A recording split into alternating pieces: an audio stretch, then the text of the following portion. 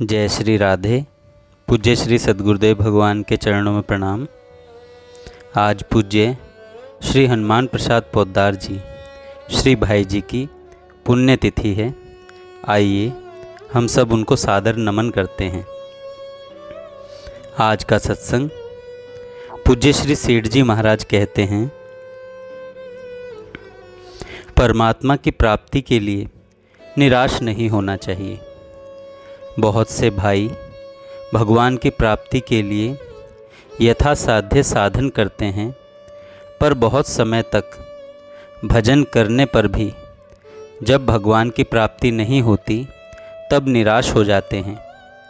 पर वे सज्जन निराश न होकर यदि भगवान की प्राप्ति न होने का कारण ढूंढें तो उन्हें पता लगेगा कि श्रद्धा, प्रेम तथा आदर पूर्वक निस्वार्थ भाव से तत्परता के साथ साधन न करना ही इसमें प्रधान कारण है। जिस प्रकार लोभी मनुष्य धन की प्राप्ति के लिए पूरी तत्परता के साथ प्रयत्न करता है, अपना सारा समय, समस्त बुद्धि कौशल धन की प्राप्ति के प्रयत्न में ही लगाता है तथा नित्य सावधानी के साथ ऐसा कोई भी काम नहीं करता जिससे धन की तनिक भी हानि हो। इसी प्रकार यदि श्रद्धा, प्रेम तथा आदर के साथ पूर्ण तत्परता से निस्वार्थ भाव पूर्वक साधन किया जाए तो इस युग में भगवान की प्राप्ति बहुत जल्दी हो सकती है। आत्मा के उद्धार या भगवान की प्राप्ति में अब तक जो विलंब हुआ उसे देखकर कभी निराश नहीं होना चाहिए, वरम भगवान के विविध आश्वासनों पर ध्यान देकर विशेष रूप से साधन में लगना चाहिए।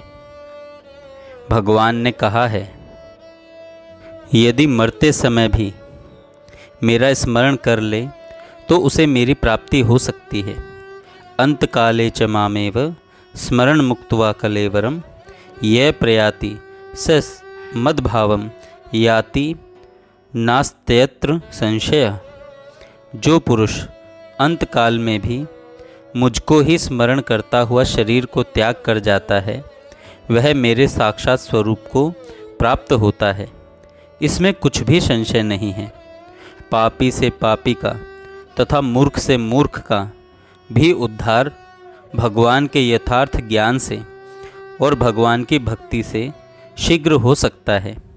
भगवान कहते हैं, यदि तू अन्य सब पापियों से भी अधिक पाप करने वाला है तो भी तू ज्ञान रूप नौका द्वारा निस्संदेह संपूर्ण पाप समुद्र से भली भांति तर जाएगा।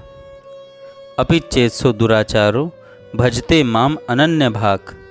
यदि कोई अतिशय दुराचारी भी अनन्य भाव से मेरा भक्त होकर मुझको भजता है तो वह साधु ही मानने योग्य है, क्योंकि वह यथार्थ निश्चय वाला है, अर्थात उसने भली भांति निश्चय कर लिया है। उसने भली भांति निश्चय कर लिया है कि भगवान के भजन के समान अन्य कुछ भी नहीं है। वह शीघ्र ही धर्मात्मा हो जाता है और सदा रहने वाली परम शांति को प्राप्त होता है। हे अर्जुन, तू निश्चय पूर्वक सत्य जान कि मेरा भक्त नष्ट नहीं होता। उस परम शांति की प्राप्ति भी भगवान, महात्मा, परलोक और शास्त्र पर विश्वास होने से सहज ही भगवान की प्राप्ति हो सकती है।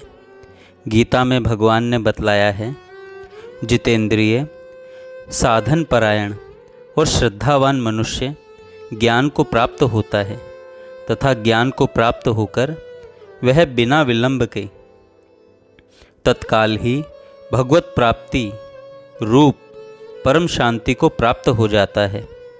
जो मनुष्य ध्यान योग, ज्ञान योग, कर्म योग आदि कुछ भी नहीं जानता, ऐसे अविवेकी मनुष्य का भी सत्पुरुषों का संग करके उनके आज्ञानुसार साधन करने पर उद्धार हो सकता है। भगवान कहते हैं, परंतु इनसे दूसरे अर्थात जो मंद बुद्धि वाले पुरुष हैं, वे इस प्रकार ना जानते हुए दूसरों से अर्थात तत्व के जानने वाले पुरुषों से सुनकर ही तद अनुसार उपासना करते हैं, और वे श्रवण परायण पुरुष भी मृत्यु रूप संसार सागर को निस्संदेह तर जाते हैं। अतएव भगवान की प्राप्ति के न होने में श्रद्धा और आदर पूर्वक तत्परता के साथ भजन न करना ही मुख्य कारण है। अतः हमें श्रद्धा और आदर पूर्वक तत्परता के साथ भजन करना चाहिए। भगवान गीता जी में कहते हैं, जो दुख रूप संसार के वियोग से रहित, जो दुख रूप संसार के संयोग से रहित है तथा जिसका नाम योग है, उसको जानना चाहिए। वह योग न उकताए हुए अर्थात धैर्य और उत्साह युक्त चित्त से निश्चय पूर्वक करना कर्तव्य है। अतः हमको कभी निराश नहीं होना चाहिए। निराशा से हानि के अतिरिक्त कोई भी लाभ नहीं है। हमारे परम सुहृद भगवान का वरद हस्त जब हमारे सिर पर है, तब हम निराश क्यों हों। भगवान ने स्वयं आश्वासन दिया है कि जो प्रेम पूर्वक मुझे भजता है, उसे मैं स्वयं ज्ञान देता हूँ। भगवान भगवद गीता में कहते हैं, तेषां सततयुक्तानां भजतां प्रीतिपूर्वकं ददामि बुद्धि योगम तम येन मामुपयांति ते। उन निरंतर मेरे ध्यान आदि में लगे हुए और प्रेम पूर्वक भजने वाले भक्तों को मैं वह तत्व ज्ञान रूप योग देता हूँ, जिससे वे मुझको ही प्राप्त होते हैं। हे अर्जुन, उनके ऊपर अनुग्रह करने के लिए उनके अंतःकरण में स्थित हुआ मैं स्वयं ही उनके अज्ञान जनित अंधकार को प्रकाशमय तत्व ज्ञान रूप दीपक के द्वारा नष्ट कर देता हूँ। हमारा तो केवल इतना ही काम है कि हम विश्वासपूर्वक नित्य निरंतर भगवान को केवल याद रखें। भगवान का नित्य निरंतर स्मरण रखने से भगवान की प्राप्ति सुगमता से हो जाती है। भगवान ने कहा है, अनन्य चेता सततम यो माम स्मृति नित्यशः तस्या अहम सुलभ पार्थ नित्य युक्तस्य योगिनः। हे अर्जुन, जो पुरुष मुझ में अनन्य चित्त होकर सदा ही निरंतर मुझ पुरुषोत्तम को स्मरण करता है, उस नित्य निरंतर मुझ में युक्त हुए योगी के लिए मैं सुलभ हूँ, अर्थात उसे सहज ही प्राप्त हो जाता हूँ। नित्य निरंतर स्मरण करने से भगवान में प्रेम हो जाता है और प्रेम होने पर भगवान की प्राप्ति हो जाती है। श्री रामचरितमानस में भगवान शिव जी कहते हैं, हरि व्यापक सर्वत्र समाना प्रेम ते प्रकट हो ही मैं जाना।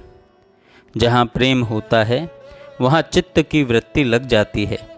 जिन जिन विषयों में प्रेम होता है उनमें चित्त स्वाभाविक संलग्न हो जाता है। अतः जब भगवान में प्रेम हो जाएगा तब चित्त भगवान में स्वतः ही लग सकता है। इसलिए संसार से वैराग्य और भगवान से प्रेम करने के लिए विशेष चेष्टा करनी चाहिए। संसार और विषयों में दोष बुद्धि, अनित्य बुद्धि तथा त्याज्य बुद्धि करने से वैराग्य होता है तथा भगवान के नाम रूप आदि के गुण प्रभाव को समझने से उनमें प्रेम होता है। कलिकाल में तो भगवान की प्राप्ति बहुत ही सुगमता से और शीघ्रता से हो सकती है। श्री वेद व्यास जी ने कहा है, जो फल सतयुग में 10 वर्ष तपस्या आदि करने से मिलता है, उसे मनुष्य त्रेता में 1 वर्ष, द्वापर में 1 महीने और कलयुग में 1 दिन में प्राप्त कर सकता है। जो फल सतयुग में ध्यान से, त्रेता में यज्ञों के अनुष्ठान से, द्वापर में देव पूजा से प्राप्त होता है, वह कलयुग में केशव का नाम कीर्तन करने से मिल जाता है। इस अत्यंत दुष्ट कलयुग में यही एक महान गुण है कि इस युग में केवल भगवान श्री कृष्ण का नाम संकीर्तन करने से ही मनुष्य समस्त बंधनों से मुक्त हो परम पद को प्राप्त कर लेता है। श्री तुलसीदास जी महाराज ने कहा है, कल जुग सम जुग आन नहीं, जो नर कर विश्वास, गाई राम गुणगन विमल, भव तर बिन ही प्रयास। अतएव कभी निराश न होकर तत्परता के साथ हर समय श्रद्धा प्रेम पूर्वक निस्वार्थ भाव से भगवान को याद रखते हुए उनकी उपासना करनी चाहिए तथा भगवान में प्रेम होने के लिए भगवान से स्तुति प्रार्थना करनी चाहिए। ऐसा करने पर भगवान की प्राप्ति शीघ्र होने में कोई संदेह नहीं। जय श्री राधे। जय श्री राधे। पूज्य श्री